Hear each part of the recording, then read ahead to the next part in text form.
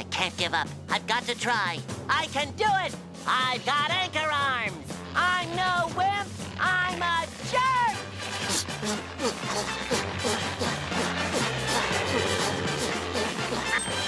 Yeah!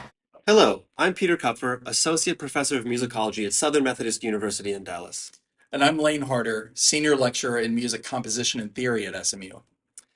Thank you for joining us today for this digital lecture in American music, sponsored by the Society for American Music. Our topic today is music in the early years of NFL films, that is, the late 1960s and early 1970s. Though called films, these were productions made for television distribution. They included extended highlight reels of regular season and playoff games, season recaps for individual teams, and one-off special content films. Each of these included originally composed music.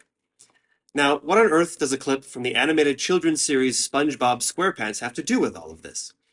Well, as you might imagine, given the topic of this lecture, the music that accompanies SpongeBob's futile efforts to inflate himself into a muscled macho man was originally composed for NFL films. And underscoring a scene of inflated, fabricated masculinity with this music, the creators of SpongeBob were onto something. This cue serves as a representative introduction to the general style of early NFL films and their music. One of the main functions of this music was to help construct the image of football as both America's game, but especially also as a man's game, by emphasizing a set of values thought to embody both of these: grit, honor, militarism, and teamwork. The film's musical cues aided this by drawing on emotional and referential codes of mainly white masculinity, by drawing largely from contemporary popular film and music. The story of the founding of NFL Films has been told many times, becoming a legend in its own right. A man named Ed Sabol, a former college swimmer, Broadway actor, and overcoat salesman, discovered a passion for filming his son Steve's football games and parlayed this into a film production company that was bought out by the NFL in 1964 to be their exclusive in-house media production company. By this time, Steve had graduated from Colorado College, where he played football and majored in art history. Under his creative guidance, this new production company, NFL Films, fundamentally reinvented the filming of football highlights, and in the process created an alternate, hyperbolic representation of the sport, in which music played a central role. It bears keeping in mind that all of this was happening during a tumultuous decade in American history.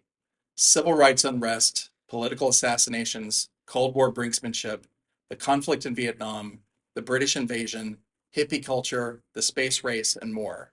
Americans were divided. The NFL itself was not immune to these forces. Its path to racial integration was famously rocky. But as the sports historian Travis Vogan has written, NFL Films' early productions locate the league as a rare national site of unity, stability, and inclusiveness during this infamously tempestuous era. This unity, as mentioned, focused on a set of values perceived to be truly American, which in practice largely meant white and male. When it came to musical accompaniment for its narratives, NFL Films doubled down on oversimplified visions of white masculinity proliferating elsewhere in American televisual culture, notably police procedurals, westerns, spy films, and biblical epics. These were stories where the tough hero used his grit and cunning to maintain order, defeat injustice or enemies, right wrongs, all in order to win the day. Thanks to NFL Films, football films soon told the same kinds of stories. This new aesthetic first coalesced in the 1967 film titled They Call It Pro Football.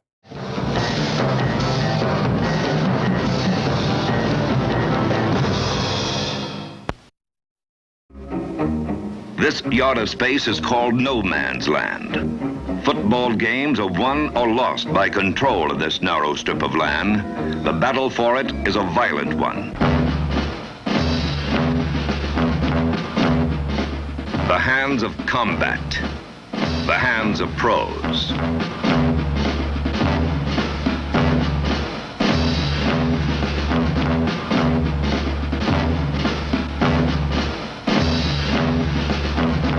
This is the part of the game rarely seen by the spectator.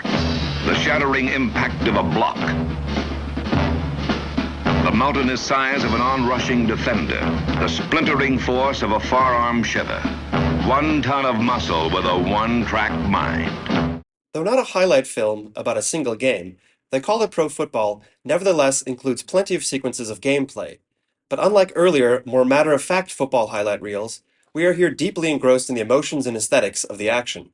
The focus here is on the strength, the guile, the brutality, and the beauty of the game, all of which is accentuated by the slow-motion photography. It is shot from multiple camera angles with cinematic editing, showing us, as the rich baritone of narrator John Facenda dramatically intones, things we would otherwise rarely see, like the players' hands and faces in close-up. His descriptions of the plays are anything but routine. They are poetic and profound.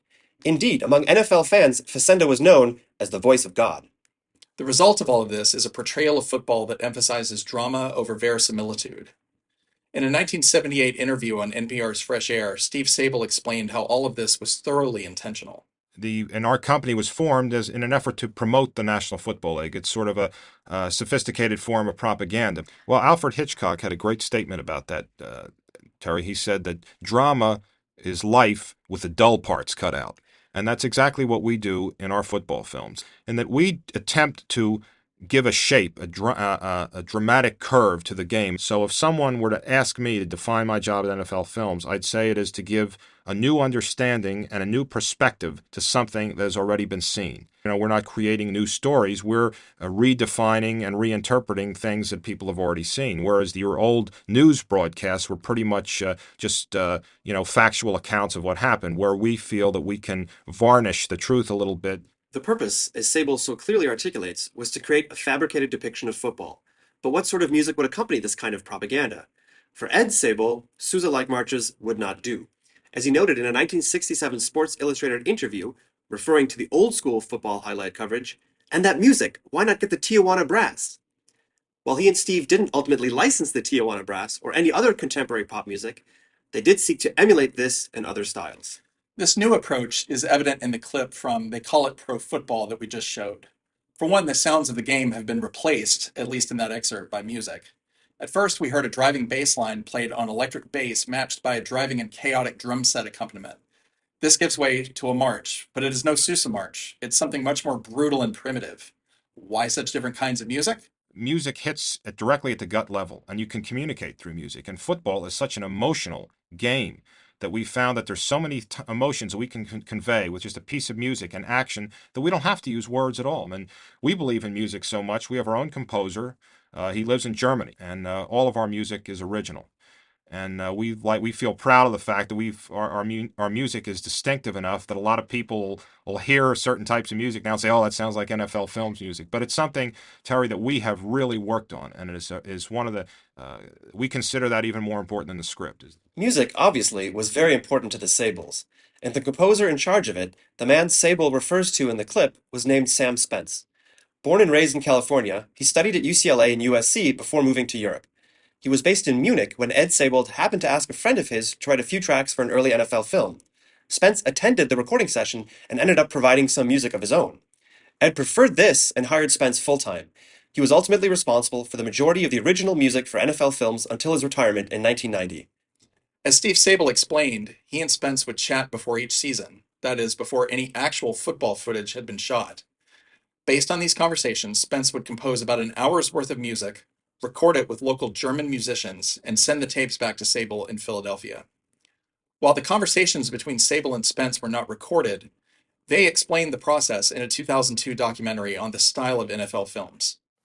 But my 35-year relationship with Sam has primarily developed over the telephone. I never once went to Germany for a recording session. Several months before the beginning of each football season, I'd call Sam and describe as vividly as I could the kind of music I wanted for our upcoming films. Then, for inspiration, I'd send Sam a tape filled mostly with movie soundtracks, but also an occasional jazz or rock instrumental. The result was that every year I found that Sam not only brought to life the feelings I expressed over the phone, he also gave life to feelings I couldn't express or articulate. He'd write back and forth and send tape saying, "This is a piece of music that I like, and if we can do something like this and like that." And we were on the same wavelength. Oh yeah, the Magnificent 11. Big Western. What is revealed here is that the trends and melodies Sabol mentioned in the 1978 interview were heavily influenced by contemporary popular culture, particularly music and film. Spence specifically mentions Miklos Rozsa as an inspiration, and additional sources can be divined from the cues that Spence eventually provided. What those cues as a whole suggest is that Sabol and Spence primarily sought to emulate musical styles associated with 1950s and 60s film and television depictions of masculine coolness and toughness. In particular, three musical types are prevalent among Spence's early cues: gladiatorial marches from biblical epics, police procedural or spy-inspired themes, and music derived from westerns. This is not to say that all of Spence's NFL music resembles these types, but they are among the most common, and the most overtly tied to the new masculine image of football that the films were constructing. Let's now look at some examples of these types. In fact, we've actually already heard one in the clip from They Call It Pro Football. Here's that excerpt again.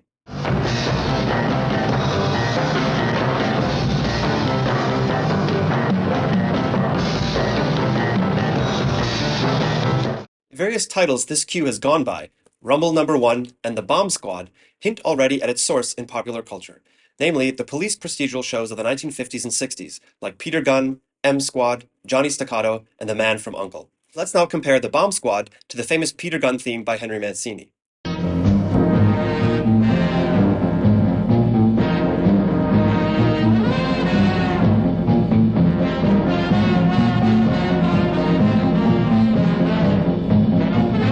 The similarities are uncanny. A minor key, hard-driving bass lines, simple blues progressions, piercing brass tattoos over the top, and so on. But what does this music have to do with police detectives, let alone football? There's of course nothing inherently masculine or tough about the sounds themselves, but certain features, loud volume, fast tempo, rough and raw timbres of electric guitars or screeching brass, and so on, take on such meanings when they are paired with the narratives and images of the police shows, which depict cool but tough cops whose grit, heroism, and cunning always saves the day. In applying this style for NFL films, we are to see football players in the same light. They too will use their grit and guile to overcome their foes and get to where they need to go, the end zone. We now move to the next category, gladiator marches, particularly of the type deriving from Hollywood biblical epics of the late 1950s and early 1960s. As we have already seen, Spence pointed specifically to the music of Miklos Rozsa as an inspiration. Indeed, Rozsa had pioneered this kind of primitive ancient march in his score for Ben-Hur from 1959, where one such march introduces the famous chariot race sequence.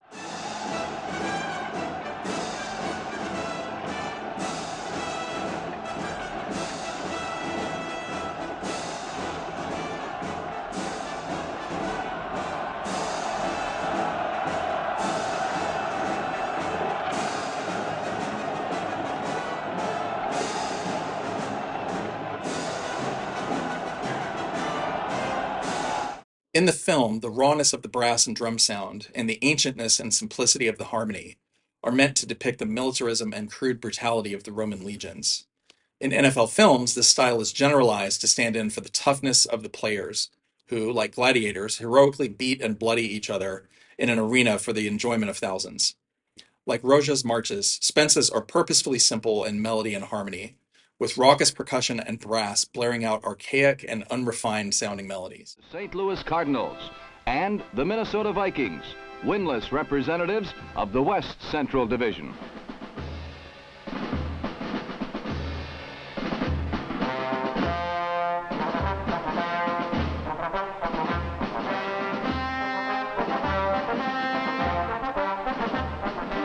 The music tells us clearly that this will be no tussle in the sandbox, but a brutal clash for honor and glory, though hopefully not to the death. Spence provided a slew of similar cues in these early years, with titles like Big Game America, Deadline, and March to the Trenches, which is the one used in the SpongeBob clip with which we began. The last category we will discuss are cues inspired by film and television westerns of the 1950s and 60s. Examples include the themes for the TV series Gunsmoke, Bonanza, and The Wild Wild West, and films like The Big Country and How the West Was Won. The most classic example, perhaps, is Elmer Bernstein's score for The Magnificent Seven from 1960.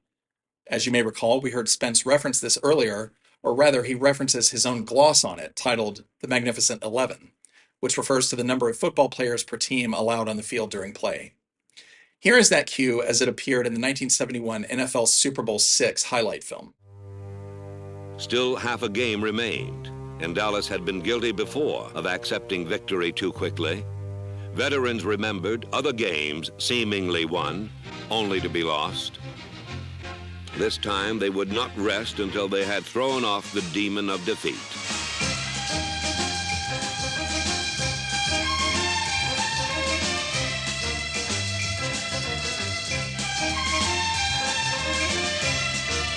And here is Bernstein's original.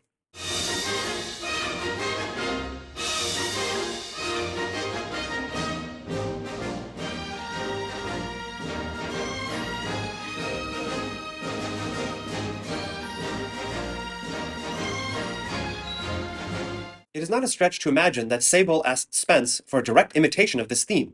As we heard Sabol explain, film scores were common sources he provided Spence. A charge of plagiarism may not be out of the question here, but as with other composers for film and television whose cues bear strong resemblances to earlier music, John Williams comes to mind, a better question to ask is why those earlier compositions are worth copying. What useful musical features and associations do they bring to bear in the new context?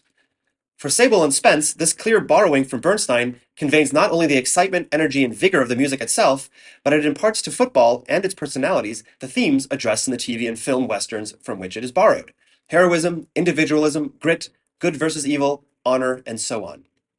One final element of Spence's cues is worth noting, the use of mariachi-like trumpet. Take, for example, his cue titled Headcracker Suite.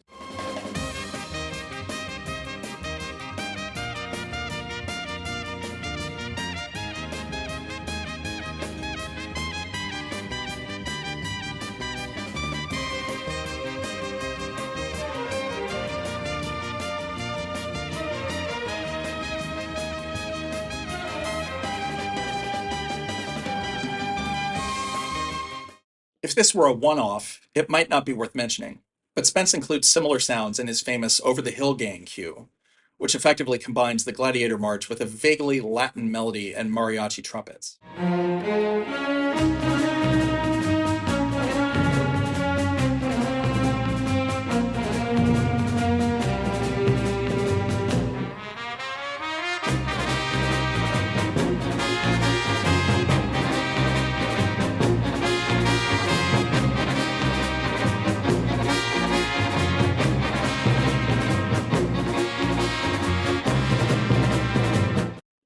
This Latin feel is present also in cues like the bossa nova-inspired Latin Nights.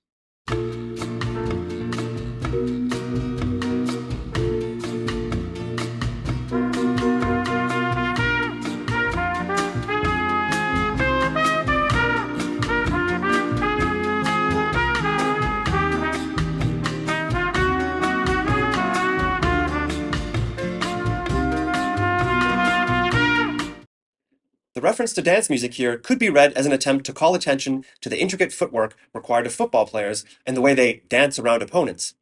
But this imagined south-of-the-border sound also recalls Ed Sabol's wish to get the Tijuana Brass, Herb Alpert's wildly popular 1960s band.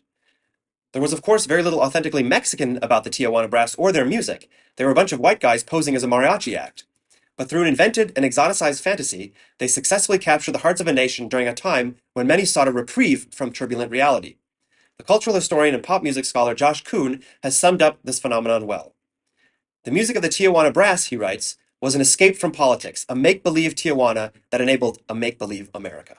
Like Alpert, the early NFL films also created a make-believe America.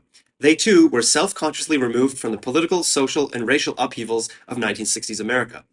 But behind the seemingly apolitical representation of sport was the sophisticated form of propaganda that is NFL films, a manufacturing of a particular mythic Americanism derived from the masculine and white values associated with football's working-class Midwestern origins.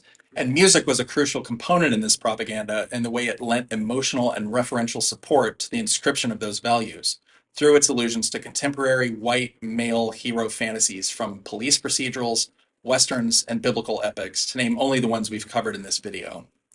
Unlike in SpongeBob, though, this was a success story.